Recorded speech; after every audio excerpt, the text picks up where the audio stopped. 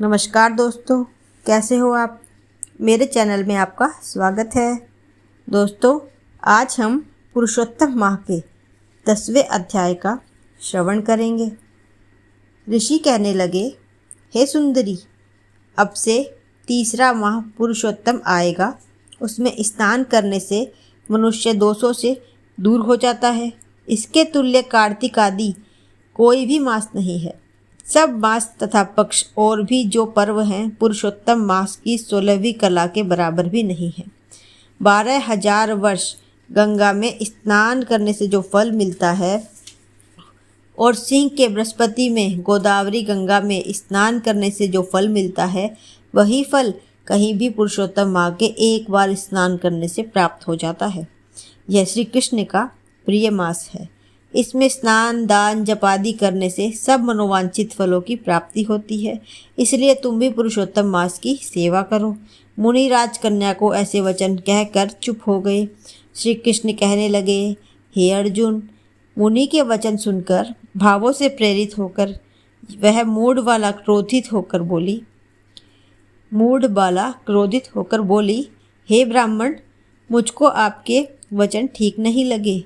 माघ किस प्रकार थोड़ा फल देने वाले हैं और कार्तिक आदि मास को कैसे कम कहते हो? क्या सेवा किया हुआ वैशाख मास इच्छित फल नहीं देता? यह तो मलमास सब कर्मों में निंदित है।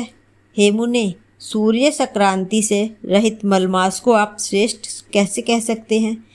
इस प्रकार क्रोध से कहे गए ब्राह्मण की पुत्री की वचनों को सुनकर ऋषि का शरीर जलने लगा और क्रोध से नेत्र लाल हो गए, परंतु फिर भी मित्र की कन्या को श्राप नहीं दिया और सोचने लगे कि कन्या मूर्ख है, अपने हित अहित को नहीं जानती।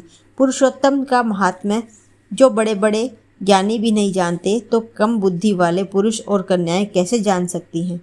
और वह बिना पिता की कन्या दुखी अग्नि से सुलगती हुई मेरे अत्यंत उग्र श्राप को कैसे सहन कर सकेगी? ऐसे उत्पन्न हुए क्रोध को दूर करते हुए और स्वस्थ होकर व्याकुल कन्या से कहने लगे, तू दुखी और नादान है, इसीलिए तेरे पर मेरा कुछ भी कोप नहीं। जैसा तेरा निर्भाग्य मन में हो वैसा ही कर, और भी जो कुछ होने वाला है सो सुन। मैं कहता हूँ, तूने जो पुरुषोत्तम मास का अनादर किया है, इसका फल इस जन्म या अगले जन्म में अवश्य होना चाहिए। क्योंकि तेरा पिता मेरा मित्र था, इसलिए तुझको श्राप नहीं देता हूँ कि तू बालक है और अपने शुभ तथा अशुभ को नहीं पहचानती। तेरा कल्याण हो, मैं तो नारायण की सेवा में जाता हूँ। श्री कृष्ण कहने लगे कि ऐसा कहकर वह महाक्रोधी तपस्वी मुनि झटपट चले गए और उसी क्षण वह कन्या पुरुषोत्तम के प्रभाव से कांतिहीन हो गई और अपने मन में विचार करने लगी कि तत्काल फल देने वाले पार्वती पति श्री शंकर जी की आराधना करूंगी। ऐसा निश्चय करके अपने आश्रम में जाकर वह कठिन तप करने लगी।